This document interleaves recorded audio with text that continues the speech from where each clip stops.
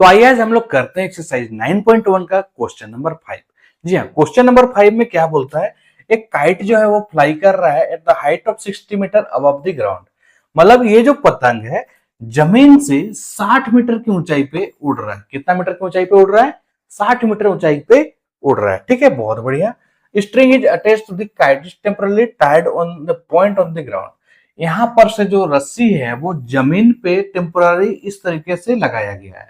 ठीक है, जमीन से एकदम स्ट्रेट टाइट से बंधा हुआ है, राइट।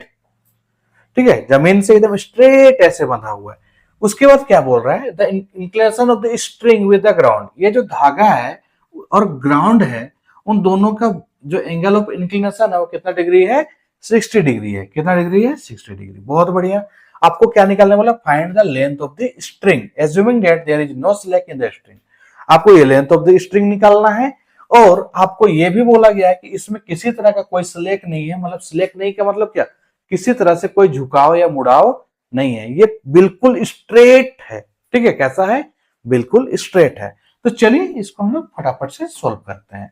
ठीक है, सबसे पहले काइट जो है वो फ्लाई कर रहा है कितना हाइट पे? 60 मीटर के हाइट पे। ठीक है, 60 मीटर के हाइट पे एक काइट जो है वो फ्लाई कर रहा है। यहाँ पे वो काइट है। ठीक है, और स्ट्रिंग जो है इसका अटैच किया गया है जमीन पे और एंगल ऑफ इंक्लिनेशन कितना डिग्री बन रहा है? 60 डिग्री। ठीक है, आपको लेंथ ऑफ स्ट्रिंग निकालना है, मतलब ये निकालना है। इसका नाम दे देते हैं ए, बी और ये सी। ठीक है, अब जल्दी से आप ध्यान से हमको देखिए, मतलब हमको मत देखिए यार, क्वेश्चन को देखिए या फिर डायग्राम को देखिए। जो एंगल गिवन है यहाँ पे है और उसके अकॉर्डिंग जो चीज निकालना है वो क्या है? हाइपोटेनस है। और जो साइड जो गिवन है वो क्या है? परपेंडिकुलर। तो जब परपेंडिकुलर और हाइपोटेनस का काम करना हो तो हम लोग कौन सा रेशियो लेना होगा? हम लोग को लेना होगा साइन थीटा। ठीक है, लिखेंगे क्या?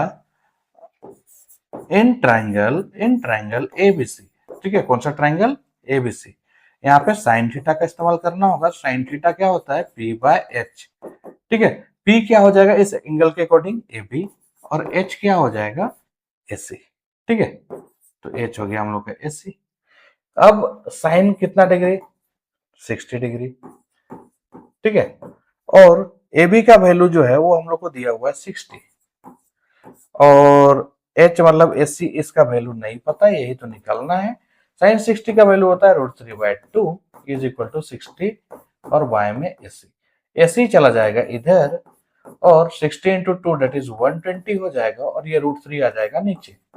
ठीक है, देखिए कितना सिंपल था।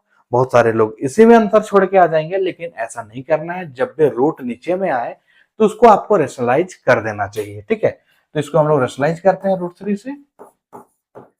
तो क्या हो जाएगा? AC इज इक्वल टू 120 √3 और y में 3। अब ये 3 से कट जाएगा, 3 1 जा 3, 3 4 जा 12 और एक 0। ठीक है, एक 0। तो therefore AC is equal to हमारा क्या आ गया? 40√3।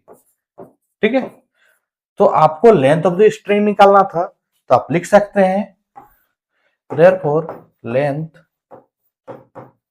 Of string STRING string is कितना मीटर आया? 40√3 मीटर। ठीक है, 40√3 मीटर। आप चाहे तो √3 का वैल्यू 1.73 लगा के मल्टीप्लाई कर सकते हैं और नहीं चाहे तो इतना में भी छोड़ सकते हैं, कोई इशू नहीं है।